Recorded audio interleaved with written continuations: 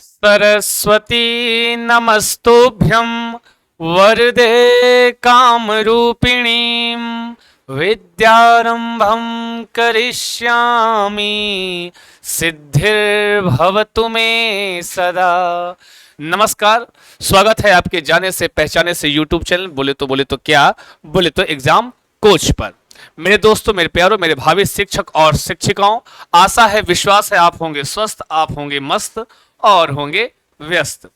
चलते हैं, शुरुआत करते हैं वहीं से जहां से गए थे आपको हम छोड़कर। तो उसी श्रृंखला को आगे बढ़ाते हुए आपकी क्लास को हम आगे ले चलते हैं।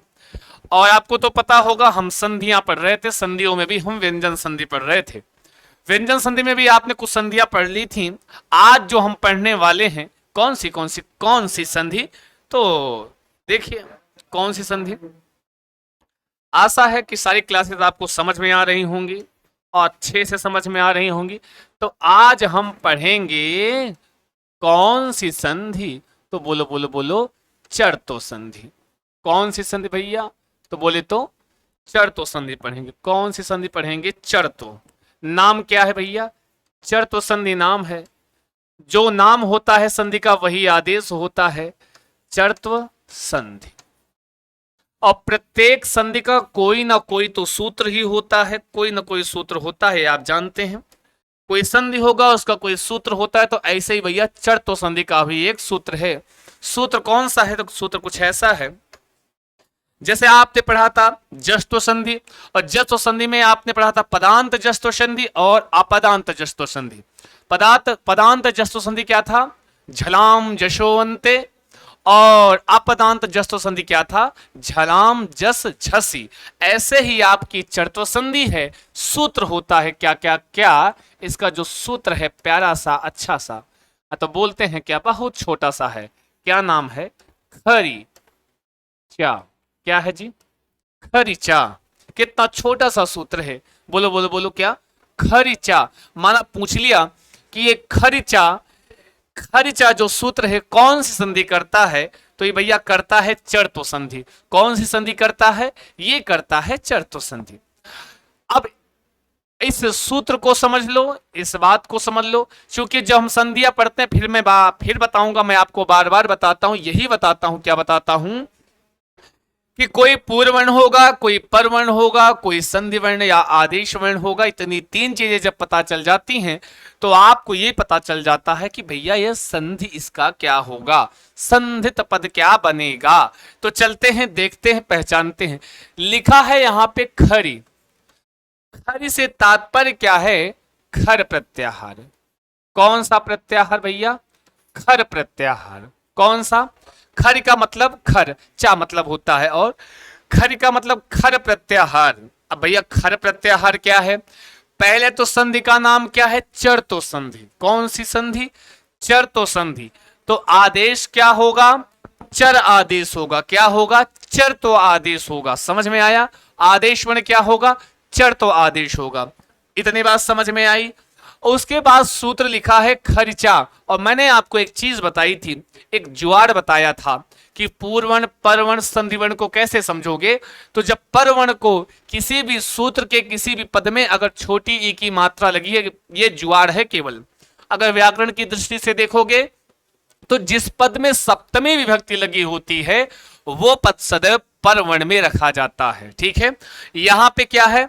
यहां पे खरिचा, यहां पे खरी में जो है सप्तमी विभक्ति लगी है। अगर जुआड़ समझो तो क्या? छोटी की मात्रा लगी है। और जब छोटी की मात्रा लगी तुरंत समझ जाओ कि इसकी व्यवस्था किधर होगी, तो ये परवर्ण की मतलब पीछे की ओर होगी। समझ में आया? मतलब ये वाला खर वाला वर्ण बाद में आएगा। अब हमारे पास चर तो से चर होता है। चर तो से क्या तात्पर्य है? चर एक प्रत्याहार है। ये चर तो आदेश होता है, बोले तो चर आदेश होगा। तो इस समय हमारे पास आदेश वर्ण है, पूर्व वर्ण है, और माफ कीजिए पर वर्ण है। हमारे पास यहाँ पे क्या नहीं है? तो हमारे पास यहाँ पे पूर्व वर्ण नहीं है। अब इसके लिए क्या करेंगे? तो जानते हैं आप, पहचानते हैं, समझते हैं। जब आचार्य पाणिनि महोदय ने कहा था जब कोई सूत्र में किसी शब्द की चर्चा एक बार कर दिए हैं, अगर उसको दोबारा बताना होता था तो कभी अपने व्याकरण शास्त्र में उन्होंने लिखा नहीं, हमेशा ये कहा कि इसके पीछे वाले सूत्र से हम इसकी अनुवृत्ति मान लेंगे, मतलब वहां से उस शब्द को हम पुनः ले लेंगे। ऐसी व्यवस्था इस कई बार आपने देखा है संधियों में, और ऐसे ही चर्तो संधि में भी देखेंगे। इसका अगर नियम देखें तो पूर्ववर्ण हमको पता नहीं, अभी पूर्ववर्ण के लिए क्या करेंगे, इसके जस्ट पहले वाली संधि आपने पढ़ा है जस्तो संधि। जस्तो संधि में एक प्रत्याहार की बात की गई थी, किस प्रत्याहार की या किस पद की, तो आपने पढ़ा था झल। क्या पढ़ा था? झल। झलाम जशोवंते पढ़ा था, झलाम जस झस पढ़ा था, तो वहां पे एक झल प्रत्याहार था। तो इस झल प्रत्याहार की अनुवृत्ति लेंगे इसके पीछे वाले सूत्र से। अब बोले तो पूर्ववर्ण में क्या आना चाहिए, मतलब इधर के प्लस के इधर क्या आना चाहिए, तो कोई ना कोई भैया क्या हो, झल प्रत्याहार का वर्ण हो। और उसके बाद क्या आए, तो आपके सामने लिखा है छोटी की मात्रा लगी है खरी में। जब छोटी की मात्रा लगी मतलब ये हमेशा कहां आएगा, बाद में आएगा। तो कह रहे हैं झल प्रत्याहार के बाद जब खर प्रत्याहार का वर्ण आए, तब कह रहे हैं आदेश क्या होगा, आदेश वर्ण क्या होगा, तो कह रहे हैं कि झल के स्थान पर चर तो संधि है तो चर आदेश होगा। जैसे यण संधि थी, यण आदेश होता था, वृद्धि संधि थी, वृद्धि आदेश होता था, दीर्घ संधि थे, दीर्घ आदेश होता था। ऐसे ही चर तो संधि है तो यहां आदेश वर्ण क्या होगा, चर होगा। और किसके स्थान पर आदेश होगा, तो झल के स्थान पर होगा। किसके स्थान पर? झल के स्थान पर। समझ में आया? अब इतना छोटा सा बताओ, इतना बढ़िया सा, इतने में संधि आप पढ़ लिए, कौन सी? चर तो संधि। इतने छोटे से में है, इतने छोटे में आपने क्या पढ़ा? चर तो संधि। अगर आप इसको अपने नियम में लिखना चाहो, अपनी कॉपी में छापना चाहो, उतारना चाहो, प्रिंट करना चाहो, तो कैसे कर सकते हैं? लिख सकते हैं क्या, यदि झल प्रत्याहार के बाद खर प्रत्याहार का कोई वर्ण आए तो झल वाले वर्ण के स्थान पर चर आदेश हो जाता है, या यूं कह लो चर प्रत्याहार आदेश हो जा, चर प्रत्याहार के वर्ण आदेश हो जाएंगे। अब मैंने इसके पीछे वाले सूत्रों में मैंने बता दिया है झल प्रत्याहार में क्या होता है, ध्यान दें। झल प्रत्याहार में क्या होता है, झल प्रत्याहार में वर्ण वर्ग का पहला अक्षर आता है, दूसरा आता है, तीसरा आता है, चौथा आता है, सा आता है। ठीक है जी, यही पढ़ा है ना जी? पढ़ा है कि नहीं पढ़ा है? दिख रहा है कि ना ही दिख रहा है? अरे बोलो बोलो बोलो, दिख रहा है कि ना ही दिख रहा है? उसके बाद दूसरा क्या है, खर प्रत्याहार है। तो आपको बहुत पहले मैं बता चुका हूं, और जब पढ़ा रहा था, प्रयत्न पढ़ा रहा था, खरो विवारा श्वासा अघोषाश्च, वहां पे बताया था खर प्रत्याहार में कौन से वर्ण आते हैं। कहते हैं वर्ग का पहला वर्ण आएगा, दूसरा वर्ण आएगा, और क्या आएगा, तीनों प्रकार के शा आएंगे। समझ में आया? अब बात आई चर प्रत्याहार की, तो इसको भी मैंने शायद बताया था। चर प्रत्याहार को कैसे समझोगे, तो चर प्रत्याहार में क्या होता है, प्रत्येक वर्ग का, या यूं कह लो, हाँ जी, क्या, प्रत्येक वर्ग का पहला वर्ण आता है। कहां? किसमें? चर प्रत्याहार में। समझ में आया? आई बात? गई समझ में? क्या क्या क्या? झल खर चर, वाह वाह वाह वाह, क्या झल खर चर। झल के बाद आए खर, तो झल के स्थान पे हो जाता है क्या क्या क्या? चर।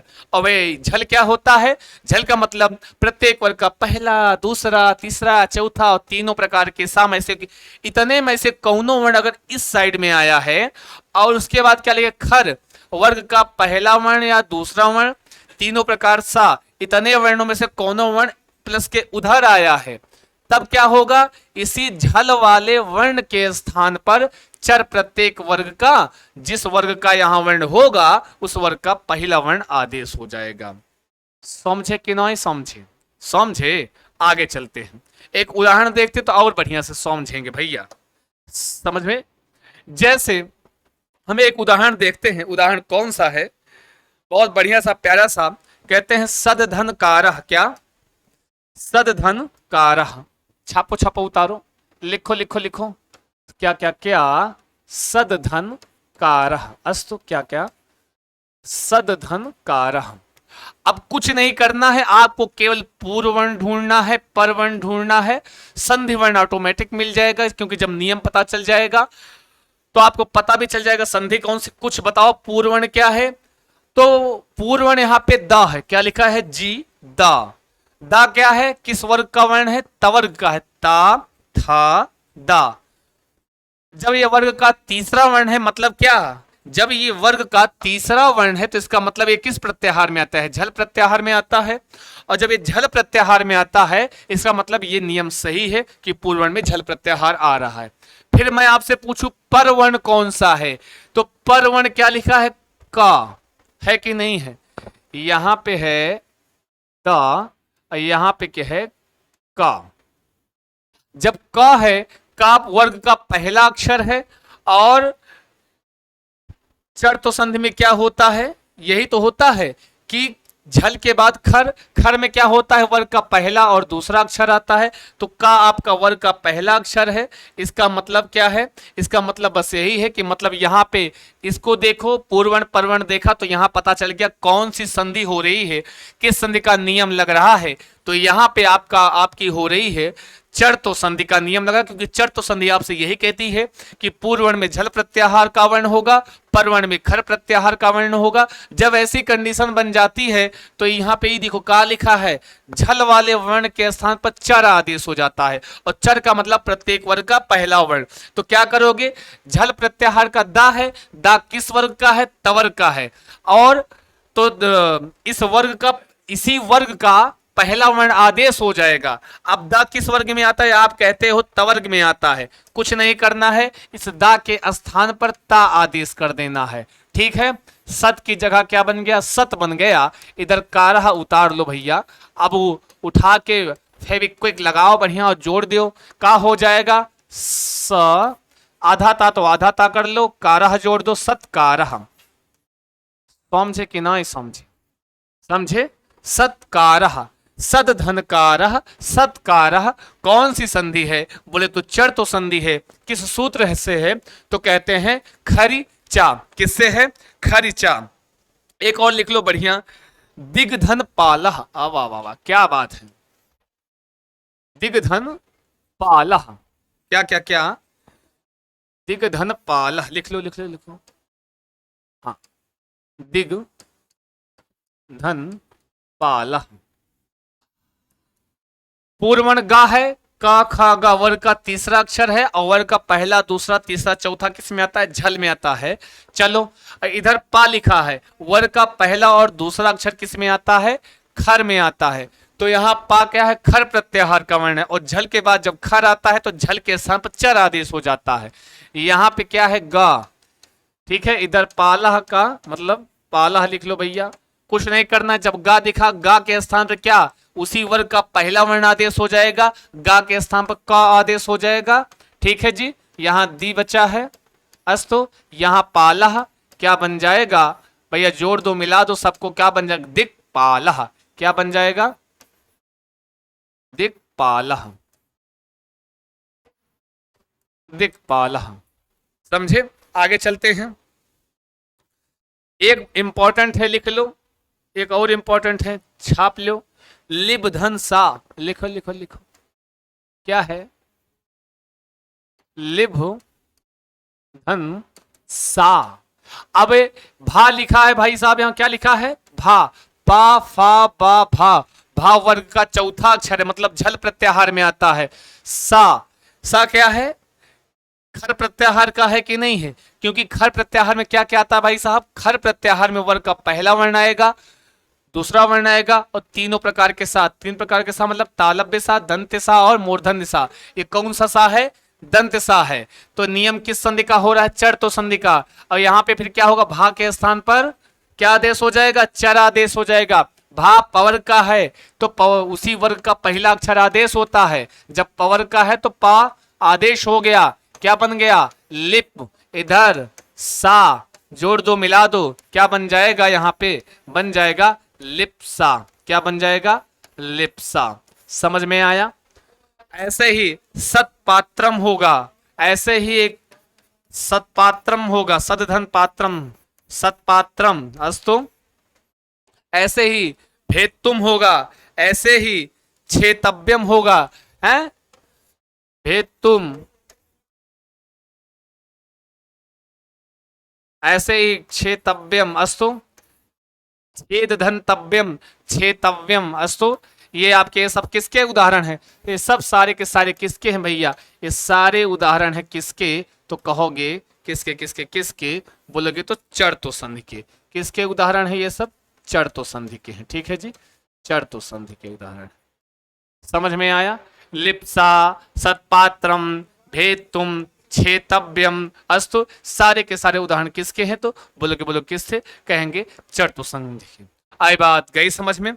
आगे चलते हैं, आगे चलते हैं। आगे इसी में एक छोटा सा उदाहरण और है। तो पर्याप्तम वर्तते, कुछ नहीं देखना है, पूर्वण देखना है, परवण देखना है। जहां पूर्व पर्ण आपका क्लियर हुआ तुरंत आपका संधिवर्ण क्लियर हो जाता है, क्योंकि संधि का पता चल जाता है कौन सी संधि है। आगे चलते हैं। एक संधि है आपकी बहुत अच्छी सी, छोटी सी, नन्ही सी, प्यारी सी, एकदम आपके जैसे है एकदम आपके जैसे छोटी सी संधि है। नाम है उसकी क्या क्या क्या? तोड़ ली। कौन सी? तोड़ ली संधि है। क्या? तोड़ ली संधि।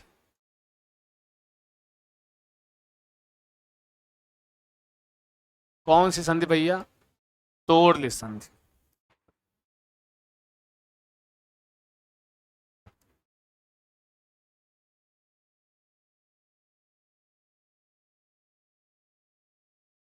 ये भी पर सवर्ण के अंतर्गत आती है तोड़ ली संधि भी पर सवर्ण के अंतर्गत आती है। और इसका सूत्र भी क्या होता है? इसका सूत्र भी होता है क्या? तोड़ ली है। सूत्र भी क्या होता है? तोड़ ली होता है भैया। क्या सूत्र होता है इसका? तोड़ ली।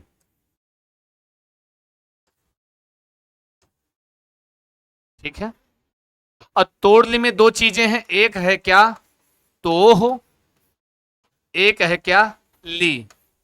हाँ, ली के ऊपर नहीं भैया, ली, ओनली ली। तो हो ली। समझ में आया? तोड़ ली। तोड़ ली संधि है, इसी को हम परसवर्ण संधि के रूप अंतर्गत मानते हैं भैया। क्या है? तोड़ ली। इसका सूत्र क्या होता है? सूत्र भी क्या होता है भैया? इसका सूत्र भी होता है तोड़ ली। और तोड़ ली का मतलब हो, दो चीजें हैं, एक है तो हो, एक है ली। ली नॉट ली के ऊपर। और तो से तात्पर्य क्या? जैसे गुरो हो, जैसे साधो हो, जैसे विष्णु हो, आप रूप बनाते हो वैसे है। तू शब्द होता, तू क्या है? जैसे गुरु होता है, ऐसे तू शब्द है। इस तू शब्द का षष्ठी विभक्ति है तो हो। और इस तो का मतलब यहाँ पे क्या हुआ? क्योंकि ये तू का रूप है, तो यहाँ तो का मतलब होता है क्या? तवर्ग होता है। क्या होता है? तो से तात्पर्य क्या है? तवर्ग। और भैया ली, अब देखे ला में कौन सी मात्रा लगी है? बोलो बोलो बोलो, मुंह को खोलो, कुछ तो बोलो। कौन सी मात्रा लगी है?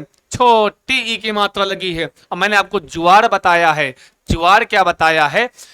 किसी भी सूत्र के किसी भी पद में छोटी की मात्रा दिखी, उठा के कहां सेट करना है? पीछे की ओर। बोले तो प्लस के बाद सेट करना है भैया। अब इतना समझ लो। तो जिसमें षष्ठी लगी होती है वो पूर्वण में होता है? ली का मतलब यहां पे क्या है? ला से तात्पर्य है क्या है? ला। और तवर्क तो मतलब जानता था धा ना। चलते हैं, देखते हैं पूरी संधि क्या हमसे कह रही, क्योंकि आप जानते हो जो संधि का नाम होता है वही आदेश वर्ण होता है। तो इस सूत्र में आपके पास पूर्वर्ण है, परवर्ण है, संधिवर्ण नहीं है। संधिवर्ण कहां से लाते हैं? उस मतलब संधि के नाम से लाते हैं। संधि का नाम है तोड़ ली। हाँ बोले तो ली, बोले तो ला आदेश हो जाता है कब? जब ऐसे बनेगा तब। कैसे? ऐसे ऐसे, देखो देखो देखो। हाँ, जब कभी तवर्ग के बाद, किसके बाद? तवर्ग के बाद कोई भी ला वर्ण आए। क्या आए? ला आए। तब क्या करोगे? इस तवर्ग वाले वर्ण के स्थान पर पुनः ला आदेश कर दोगे। क्या आदेश कर दोगे भैया? ला आदेश कर दोगे। यही है आपकी वही वही वही कौन सी कौन सी कौन सी? तोड़ ली। समझ में आया? यही क्या कहलाती है भैया? यही कहलाती है तोड़ ली संधि। कौन सी संधि? तोड़ ली। बहुत सिंपल है, बहुत आसान संधि है, तोड़ ली संधि। क्या कहलाती है? तोड़ ली। उदधन लिखितम, कितना बढ़िया उदाहरण है। उदधन लिखितम, छप छप उतारो उतारो, लिखो लिखो लिखो। उदधन लिखितम, तवर के बाद ला, तवर के बाद तथा दा धा ना, तो लिखो लिखो छापो, उदाहरण देखो समझ में आ जाएगा। क्या लिखते हैं आप यही तो लिखते हैं, उद धन लिखितम, उदधन लिखितम। अस्तु, कुछ नहीं करना है, कुछ नहीं करना है। पूर्वर्ण देखो, परवर्ण देखो, उठा के आदेश मार दो है। यहां पे देखा मैंने पूर्वर्ण में क्या है, तवर का वर्ण है कि नहीं है, देखो देखो, और अच्छे आंखें बड़ी करो और निहारो और बताओ इधर तवर का वर्ण है कि नहीं है। लिखा है दा, ता था दा, तवर का वर्ण है। तुरंत भाग जाओ पीछे की ओर, बोले तो प्लस के उधर परवर्ण। देखो वहां ला है क्या, ला से शुरू होने वाला कोई वर्ण शब्द है? हाँ जी, ली, बोले तो ला है। और जब तवर के बाद कोई ला वर्ण आता है तो उसी तवर के स्थान पर का आदेश मारते हो, यही ला ही तो आदेश करते हो। तो यहां दा के स्थान पर क्या हो जाएगा, ला हो जाएगा। क्या हो जाएगा, ला हो जाएगा। अब बनेगा क्या, यहां क्या बचा था, उल, इधर लिखितम, इसमें कोई चेंज नहीं होगा, ये ऐसे से उतार लो, छाप लो, लिखितम। अब इन सबको जोड़ दो, मिला दो, क्योंकि ये हलंत है मतलब आधा है, तो इसको भी हमको आधा करना है। अब बन क्या जाएगा, उल्लिखितम। क्या बन जाएगा भैया, उल्लिखितम। ठीक है जी। कौन सी संधि है, बोलो बोलो बोलो, कौन सी संधि है? तो कहोगे तोड़ली संधि है, तोड़ली संधि है। समझ में आया? आई बात, गई समझ में? वेरी, बहुत बहुत सबसे सिंपल और छोटी मोटी एकदम बढ़िया से अच्छी सी नन्ही सी प्यारी सी क्यूट क्यूट सी संधि है, कौन सी, तोड़ली संधि। समझ में आया? आगे देखते हैं, एक आध उदाहरण और छापो, लिखो लिखो लिखो लिखो। उदधन लेखा, क्या लिखोगे, इसी में छाप लो। उद, इसी बिरादरी का ये भी है, उदधन लेखा। आप कहते हैं उल्लेखा, उल्लेख करते हैं, कौन सी संधि होती है उल्लेखा में? आज के बाद बता देना। तोड़ली संधि है, बोले तो व्यंजन संधि है। ये तवर का वर्ण है, तवर के स्थान पे क्या आदेश हो जाता है, ला आदेश हो जाता है। इधर उल है, इधर लेखा है, कुछ नहीं करना है, हमारे लेखा उठा के इनको का बता देना है, उल्लेखा। क्या बन गया, उल्लेखा। ठीक है, एक और लिख लो, थोड़ा सा इंपॉर्टेंट अस्ति उदाहरण। विद्वान धन लिखति, लिख लो लिख लो लिख लो। क्या,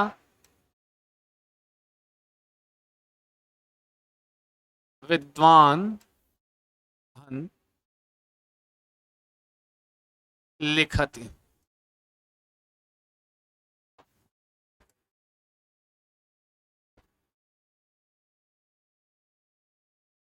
अरे काहे रे गड़बड़ा भैया, विद्वान धन लिखत। अब कोई विद्वान है तो भैया लिखेगा ही, है। कुछ नहीं करना है, इधर तवर का ना है, उधर ला है, तवर के बाद ला दिखा, तो हम क्या करें, जानना पड़ेगा, आप लोगों को पहचानना पड़ेगा, समझना पड़ेगा। क्या समझना पड़ेगा, तवर के बाद ला आए तो कुछ नहीं करना है, ना के स्थान पर सीधे छोटका ला लिख देना है, इससे उठाए के बस काम हो जाएगा। समझे कि नहीं समझे? यहाँ का बना, यहाँ बचे हैं विद्वा, ठीक है, इधर ला, इधर लिखती, ठीक है। कौन बचा, लिखती। जोड़ दो, मिला दो, विद्वान लिखती, क्या हो जाएगा, विद्वान लिखती हो जाएगा। क्या हो जाएगा भैया, विद्वान लिखती। अस्तु,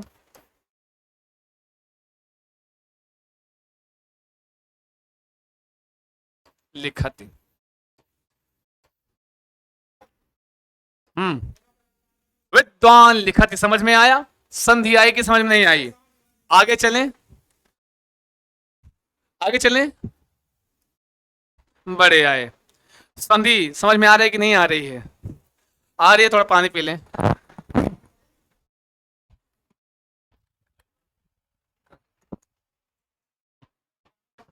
है ना।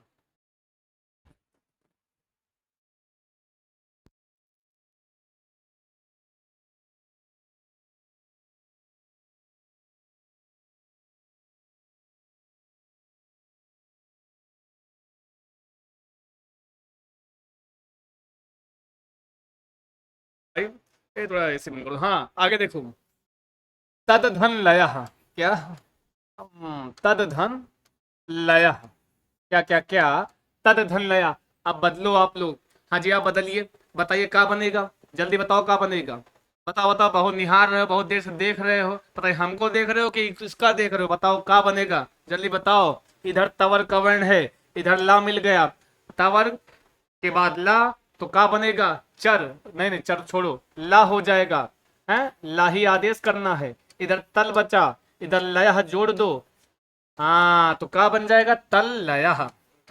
क्या बन जाएगा, तल लयः। कुछ नहीं करना है, सबसे सिंपल वाली संधि है आपकी कौन सी, यही वाली, बोले तो तोड़ली संधि। हमेशा इसमें एक चीज ध्यान देना है, अगर पूर्व वर्ण में तवर्ग दिख रहा, पीछे ला दिखा, ला से शुरू होने वाला कोई शब्द दिखा, ये समझ जाना कहीं ना कहीं यहां पर तोड़ली संधि की चर्चा हो रही है, तोड़ली संधि बताई जा रही है, यही है जुआर। थोड़ा दिमाग एकदम टेक्निक से पढ़ोगे तो जल्दी याद होगा, और रट्टा मारोगे भैया तो ये संधियां हैं, आपको उसमें संधि विच्छेद कर करके उसे परेशान कर देंगे, है ना जी। दिमाग लगाओगे किसके बाद क्या आए तो क्या आदेश, तीन चीज मैंने बताया हमेशा, पूर्वण, परवण, संधिवण, पूरा खेला इन्हीं संधियों में ऐसे ही है, ठीक है जी। एक चीज और लिख लो, बहुत अच्छा उदाहरण है, बताना है आप लोगों को, आप लोगों को बताना है? जगद, आप ही लोग बताओगे, हम नहीं बताएंगे, अगर नहीं बताए तो सही नहीं होगा, फिर फेंक के मारेंगे, बता दिए, चाहे कैमरा फूट जाए कोई दिक्कत नहीं। हाँ, जगत धन लीयते, बताओ बताओ बताओ, इसका संधित, संधित पद बनाओ, जल्दी बनाओ। पहले तो पहचानो संधि कौन सी है, तो आप कहोगे इधर तवर का वर्ण है, उधर ला दिख गया, जैसे ला दिखा कुछ नहीं करना है, समझ जाओ कि यहाँ तोड़ ली बात हो रही है, और तुरंत आप भी हैं तोड़ ली, तोड़ लीजिए, क्या तोड़ेंगे, दा के स्थान पर ला आदेश करेंगे, ये क्या होगा, जगल, गजल नहीं जगल, इधर लीयते, अस्तु, का बन जाएगा, जोड़ दो, बन जाएगा जगल लीयते, क्या बन जाएगा भैया, जगल लीयते, अस्तु, जगल लीयते। कौन सी संधि, बोले तो तोड़ ली संधि, कौन सी, बोले तो तोड़ ली संधि, सूत्र भी क्या है, तोड़ ली ही है, समझ में आया। आगे चलें, आगे भागें, चलते हैं। अनुस्वार संधि, कौन सी, अनुस्वार संधि, अगली संधि छापो लिखो, अनुस्वार संधि कौन सी,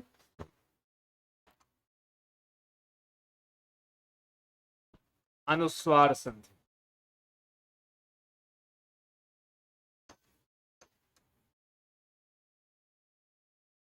अनुस्वार संधि का, क्योंकि सर प्रत्येक संधियों का एक छोटा छोटा बढ़िया बढ़िया सूत्र होता है, इसका भी एक सूत्र है, कौन सा, क्या बोलते हैं उसको, इसका सूत्र है भैया, कौन सा सूत्र, छापो लिखो, सूत्र इतना प्यारा इतना बढ़िया है, क्या बोलते हैं, मोनुस्वार, बड़े आए, मोनुस्वार, उतारो उतारो, छापो छापो लिखो, क्या लिखा है जी, मोनुस्वार, कितना बढ़िया है, मोनुस्वार, इसका मतलब समझ गए होंगे, माँ के बाद अगर अनुस्वार आए, किसके बाद आए, मह धन अनुस्वार, लिखो लिखो लिखो, मोनुस्वार क्या कहता है, इसमें दो चीजें हैं, एक है मह, अनुस्वार, क्योंकि आप जानते हैं समझते हैं, बताया गया है, कई बार बताया गया है, एक चीज के लिए कभी नहीं परेशान होना है, जब आपको कहीं ढूंढने के बाद आपको ना मिले, कौन कौन कौन कौन, संधि वर्ण, तो क्या करना है, जो संधि का नाम होता है भैया वही आदेश वर्ण होता है, समझे। उसके बाद क्या है, अब उसमें पूर्वण परवर्ण आपको देख लेना है, जैसे अब यहां पे माह का मतलब क्या हुआ, माँ, ठीक है, चूंकि अनुस्वार संधि है तो भैया अनुस्वार हो जाएगा, क्या हो जाएगा, अनुस्वार, ये क्या है, ये आपके पास समझो संधि वर्ण लिखा हुआ है, क्या है, संधि वर्ण आपके पास है, ढूंढना क्या है, इसके माँ के बाद क्या आए, तो सीधा सीधा मोनुस्वार आपसे कहता है, अरे क्या कहता है, यही तो कहता है, क्या है, यदि, यदि क्या, यही पदांत, पदांत माँ के बाद अगर कोई भी व्यंजन वर्ण आता है, समझ में आया? व्यंजन वर्ण आए तो समझ में आया क्या?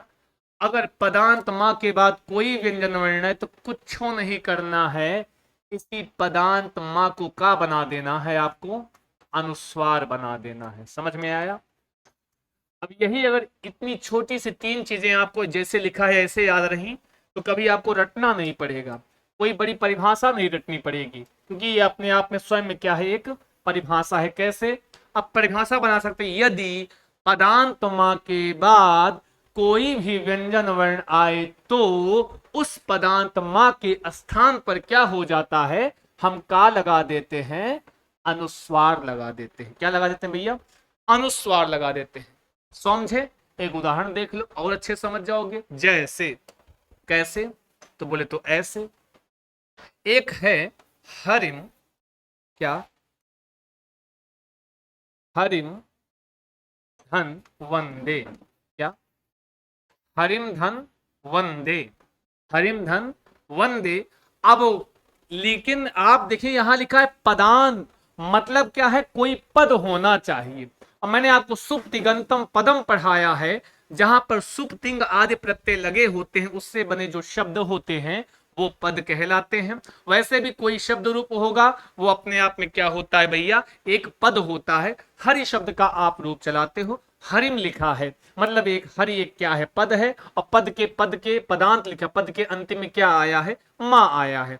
उसके बाद करें कौनो व्यंजन वर्ण आए तो वह आया है, वह क्या है, एक व्यंजन वर्ण है। अगर ऐसा हुआ तो क्या करोगे, परिवर्तन क्या होगा, वर्ण का विकार क्या करोगे, उस पदांत माँ के स्थान पर आपको कुछ नहीं करना है, अनुस्वार जोड़ देना है, लगा देना है। जैसे लिखा है हरिम वंदे, तो क्या करोगे, इसमें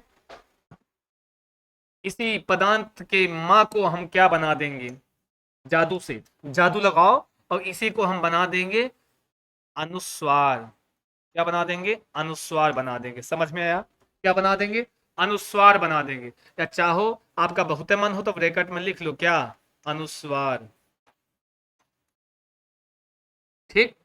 अब ये क्या हो जाएगा, इज इक्वल टू, इसी माँ को केवल अनुस्वार बनाना है बस, और कोई परिवर्तन नहीं करना है। क्या बन जाएगा, हरिम, ये अनुस्वार लगा दो, ये देखो अनुस्वार लगा, हरिम वंदे।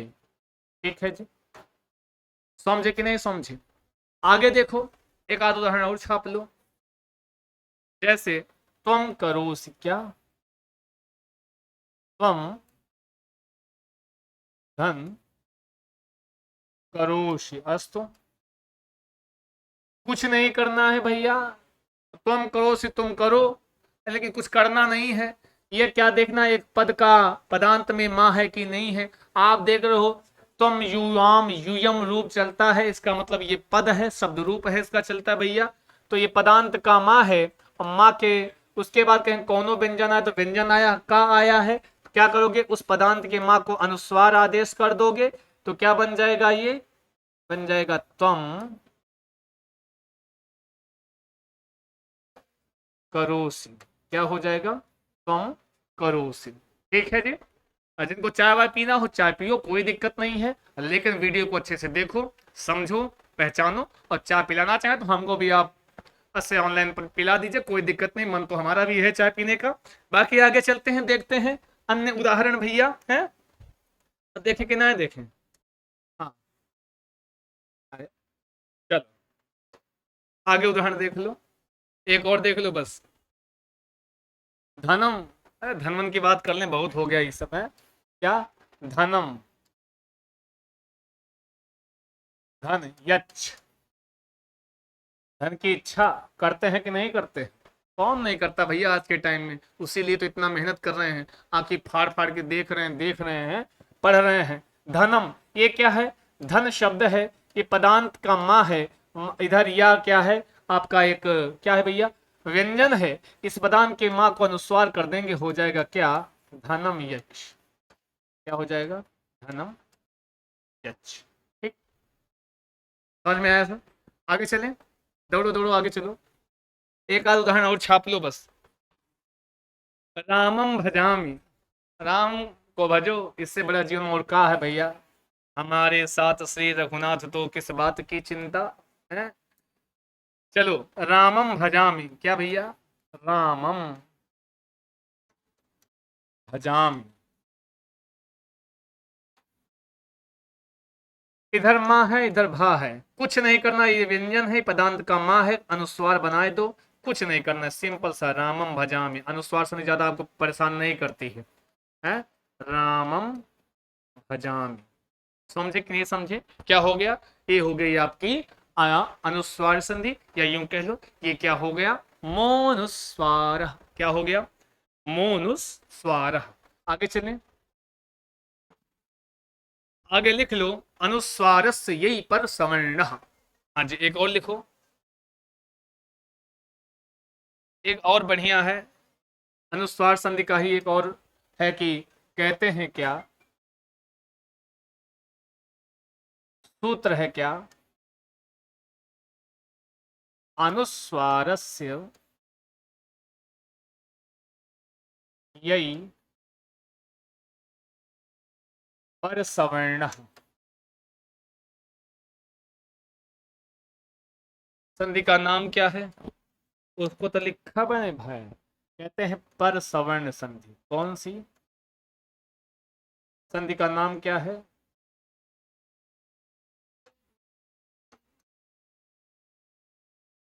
पर सवर्ण संधि, ठीक है जी। हाँ जी, क्या है, पर सवर्ण संधि, कौन सी संधि है, पर सवर्ण, सूत्र क्या है पर सवर्ण संधि का, आपके सामने लिखा हुआ है, अनुस्वारस्य यही पर सवर्ण। बोलो बोलो बोलो, जल्दी से बोल लो भैया, अनुस्वारस्य यही पर सवर्ण, जल्दी बोल लो, अनुस्वारस्य यही पर सवर्ण, अनुस्वारस्य यही पर सवर्ण।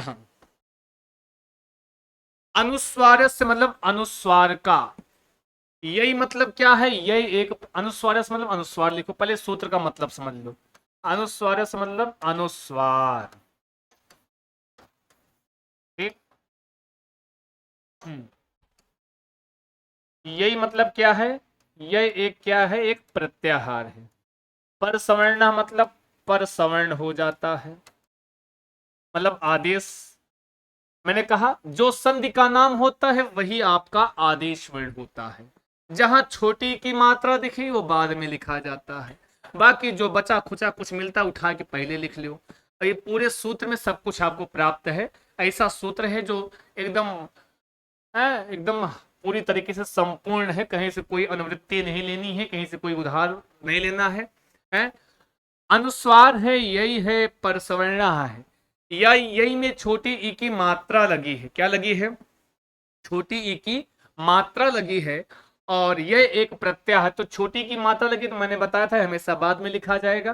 कहने का मतलब बस इतना है, अगर अनुस्वार के बाद, ध्यान दीजिएगा, यदि अनुस्वार के बाद क्या हो, कोई भी यय प्रत्याहार का वर्ण आए, या यूं कह लो यय आए, तो इस अनुस्वार के स्थान पर क्या हो जाता है, अनुस्वार का पर सवर्ण हो जाता है। क्या हो जाता है, तो बोलो बोलो बोलो बोलो, तो होगे पर सवर्ण हो जाता है।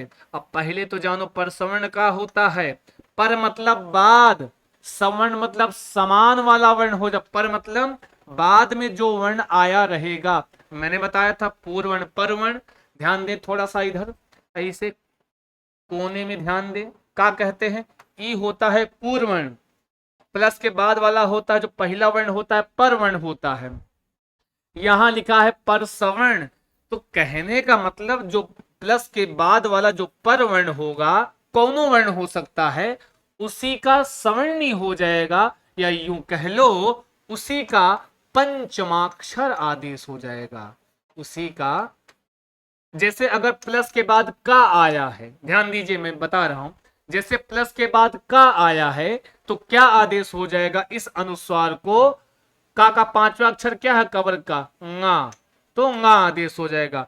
अगर प्लस के बाद ठा आया है, ठा ठठेरा वाला ठा, तो टा ठा ढाणा, तो ठा, तो इसके प्लस के पहले जो अनुस्वार लगा रहेगा उसको णा आदेश हो जाएगा, कुछ ऐसा इसमें होने वाला है, समझ में आया। पर सवर्ण वही है कि जो बाद पर मतलब बाद में वर्ण है उसके अनुसार परिवर्तन होना है ना जी, उसके अनुसार, या यूं कह लो अगर परसवर्ण हो जाता है, चाहे ब्रैकेट में लिख लो कि बाद वाले, बाद मत लिखो, संस्कृत में छापो, कहते हैं परवर्ण का पंचमाक्षर आदेश हो जाएगा। क्या आदेश हो जाएगा? पंचमाक्षर आदेश हो जाएगा। समझ में आया? देख लो, निहार लो, इतना छोटी में कोई संधि बताएगा बताएगा नहीं भैया। अगर अब नहीं समझ पाए तो कोनो बातें नहीं है, तो कमेंट कीजिएगा भैया, तब बताएंगे। अब बताना है ये है। अब एग्जाम कोच की ओर अपने कोच कर दिए हो तो आपको कोच करना हमारी जिम्मेवारी है ना जी। अनुस्वर, ये समझ में आया। अरे थोड़ा और देख लो, ये प्रत्याहार में वर्ण क्या आता है, कौन से वर्ण आते हैं, तो ध्यान दें किसको, शासा साहा को छोड़कर, शा शा सा हा को छोड़कर बाकी सारे को छोड़कर सारे व्यंजन आते हैं। क्या आते हैं? सारे के सारे व्यंजन वर्ण आते हैं। समझ में आया? सासा साहा को छोड़कर सारे व्यंजन वर्ण आते हैं। किस प्रत्याहार में? बोले तो ये प्रत्याहार में सासा साहा को छोड़कर सारे के सारे व्यंजन वर्ण आते हैं। जैसे, इतना समझ में आ गया? चलो एक उदाहरण देखते हैं, समझ में आ जाएगा। जैसे गम, क्या? गम धन गा, वाह, गम धन गा। क्या लिखा है जी? गम धन गा लिखा है, कुछ नहीं करना है। ये यहाँ पे का है, इधर लिखा है गा, और अनुस्वार भी तो है भैया, अनुस्वार है कि नहीं है? यहाँ पे गा के बाद अनुस्वार आता है, अनुस्वार माना है, उसके बाद गा लिखा है। अब कहते हैं कि अगर अनुस्वार हो उसके बाद क्या आए, कोई भी, ध्यान दें, अगर इधर अनुस्वार हो उधर ये प्रत्याहार, और ये प्रत्याहार में क्या लिखा है, सीधा सीधा लिख दिया गया है।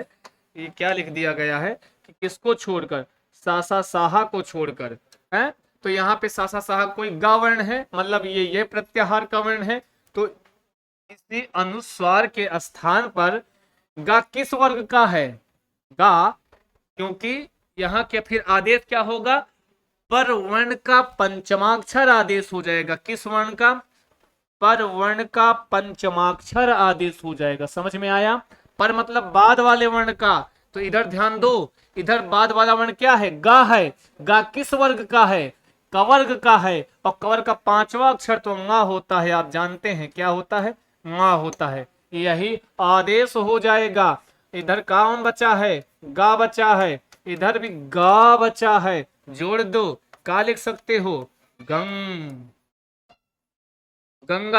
का लिख सकते हो भैया? गंगा। अब चाहो तो गंगा ऐसे लिखो, और चाहो तो गंगा ऐसे लिखो, मर्जी आपकी भैया, है, लेकिन बनेगा गंगा ही, है ना जी। कौन बनेगा?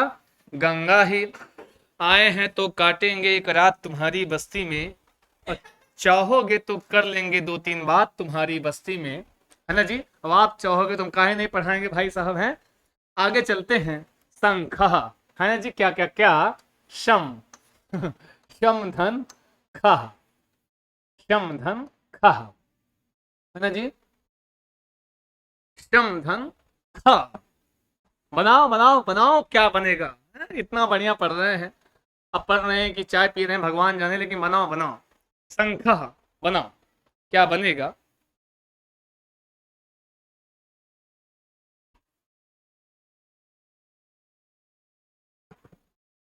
खा किस वर्ग का है? खा किस वर्ग का है, जरा बता दो एक बार। खा किस वर्ग का है? खा है कवर्ग का। किस वर्ग का?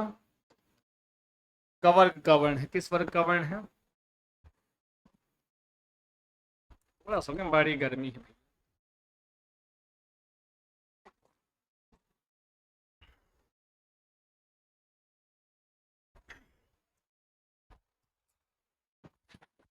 ये कवर का वर्ण है, इधर क्या है? अनुस्वार लगा है। अनुस्वार के स्थान पर क्या करेंगे?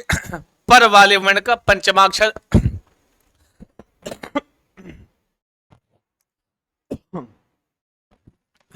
पंचमाक्षर आदेश कर देंगे। सॉरी, कवर का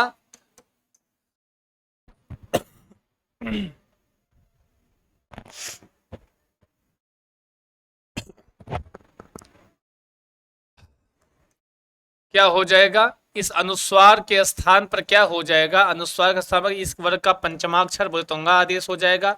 इधर खा है तो खाए से लिख लो, क्या बन गया ये, शंखः। क्या बन गया, शंखः। चाहे शंखः ऐसे लिखो और चाहे शंखः ऐसे लिख सकते हैं आप। अस्तु, ये है आपका शंखः। अगर ऐसा कोनो शब्द आ रहा है तो संधि कौन सी होगी, पर सवर्ण संधि होगी। अनुस्वारस्य यही पर सवर्ण सूत्रानुसारेण। एक आठ और उदाहरण देख लो, जैसे खम, क्या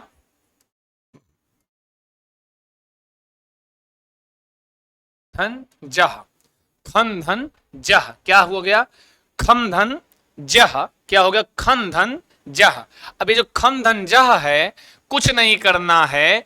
अगर हमको कहीं भी, ध्यान दीजिएगा, कभी भी आपके एग्जाम में पूछता है खम गम चम, मतलब ऐसे करके अनुस्वार लगाया रहेगा अंग, तो समझ जाना ये कि यहां पर पक्का परसवर्ण संधि की बात की जा रही है। और परसवर्ण संधि में हमेशा याद रखना, अनुस्वार के बाद अगर कोई भी व्यंजन वर्ण आया है, कुछ नहीं करना है। इसी, माफ कीजिए, व्यंजन वर्ण कोई भी नहीं, यह प्रत्याहार का वर्ण आया है, बोले तो सासा साहा या ऊष्म व्यंजन को छोड़कर कौनो व्यंजन लिखा हो तब ऐसा भी समझ लो। ये जो अनुस्वार है ये ऐसे लिख सकते हैं, ये अनुस्वार है, इधर जह है, इसी अनुस्वार में परिवर्तन होना है। कैसा परिवर्तन होगा, तो जो पर मतलब बाद में वर्ण होगा उसी का पंचमाक्षर आदेश हो जाएगा, उसी वर्ग का। जा जो है चवर का वर्ण, चा छा जा चवर का वर्ण है, और चवर का पंचमाक्षर क्या होता है, चा छा जा झा न्या होता है। तो अनुस्वार के स्थान पर यहाँ आदेश कर दिए, इधर खा लिखा है, इधर जह कर दिए, कुछ नहीं, का बन गया खंजहा। क्या बन गया, खंजहा। खंजह, क्या बन गया, खंजह। कोई समस्या, इसी में क्या है, अंग धन कह, वही इधर आ है, इधर अनुस्वार है, इधर का है। एक कवर किस वर्ग का है, कवर्ग का है, कवर का पंचमाक्षर अंगा होता है, तो लिख लो आ, तो अनुस्वार के स्थान पर क्या आदेश हो जाएगा, अंगा आदेश हो जाएगा। कहा उतार लेते हैं, जोड़ देते हैं, मिला देते हैं, क्या बन जाता है, अंग कहा। अस्तु, कोई दिक्कत, चाहो तो ऐसे लिखो, चाहो तो ऐसे लिखो। आई बात, गई समझ में, समझे कि नहीं समझे। अंकहा, खंजहा, है ना जी। एक और लिख लो भैया, मम धन दह, क्या क्या क्या, समझ गए होंगे, क्या ज्यादा बताना, आपसे बढ़िया कौन जानता है भैया, है इतना बात समझ गए होंगे। मम धन दह, कुछ नहीं, दा किस वर्ग का है, ता था दा धा ना, तवर का है, तवर का पंचमाक्षर क्या होता है, ना होता है। इधर माँ के बाद क्या लगा है, अनुस्वार लगा है, उसके बाद दा वर्ण है, क्या वर्ण है, दा है, दा तवर का है, तवर का पंचमाक्षर आपने कहा ना है, तो अनुस्वार को क्या आदेश हो जाएगा, ना आदेश हो जाएगा। इधर माँ लिखा है, इधर दह लिखा है, क्या करोगे, बन जाएगा ये मंदह। क्या बन जाएगा, मंदह। संधि कौन सी है, परसवर्ण संधि है। सूत्र कौन सा है, अनुस्वारस्य यही पर सवर्ण सूत्र है। समझे कि नहीं समझे, आगे चलें, आगे चलने हैं, आगे देखते हैं। हाँ, अम धन चितः, एक और लिख लो, अम धन चितः, क्या, अम धन चितः। एक उदाहरण, अंतिम उदाहरण, बाकी सब ऐसे ही बन जाएगा। आप अब जितना उदाहरण आपने देखा होगा, कहीं अम, कहीं मम, कहीं कम, कहीं जम, खम, ऐसे आ रहा है और ऊपर अनुस्वार लग रहा है ना जी। आगे ऊपर अनुस्वार लग रहा है, इधर आ है, इधर अनुस्वार है, इधर चिता लिखा है, चिता में चा किस वर्ग का है, चवर का है, चाछा जा झा, चवर का पंचमा, क्योंकि पर वाले वर्ण का ही पंचमाक्षर आदेश होता है अनुस्वार के स्थान पर, तो यहाँ आदेश हो जाएगा। इधर क्या है, आ, इधर चिता, कुछ नहीं, जोड़ दो, मिला दो, फेविकोल का जोड़ लगाए दो, क्या बन जाएगा? अंचितः। क्या बन जाएगा भैया? अंचितः बन जाएगा। समझे? कौन सी संधि है? परसवर्ण संधि है। किस सूत्र से है? अनुस्वारस्य, यही पर सवर्णः सूत्र से है। समझे? चलते हैं फिर, बस इतनी सी बात आज यहीं तक रखते हैं। आशा है, विश्वास है, क्लास आई होगी आपको समझ में, और ना आई हो तो हम तो सदैव आपके साथ हैं, आपका एग्जाम कोच आपके साथ है। आपको जब कभी आपको लगे समस्या, आप जितने भी हमारे विद्यार्थी हैं, जितने भी हमारे टेट, सुपर टेस्ट, सीटेट के जो विद्यार्थी इस वीडियो को देख रहे हैं, हमेशा जब भी हमारी ही क्लास नहीं, कोई भी क्लास हो, जो भी चीजें, जो टॉपिक या कोई भी चीज समझ में नहीं आया है, आप कमेंट बॉक्स में जरूर लिख के प्रेषित किया कीजिए, बताया कीजिए कि सर आपने ये बताया था, थोड़ा कम समझ में आया है। तो जब कोई टीचर पढ़ाएगा अगले वीडियो में, तो हमेशा आपको उसका सॉल्यूशन देते हुए आगे बढ़ेगा। तो बस बात इतनी सी है, और बने रहिए एग्जाम कोच के साथ। लेते हैं आपसे विदा। नमस्कार, शुभम भूयात सर्वदा।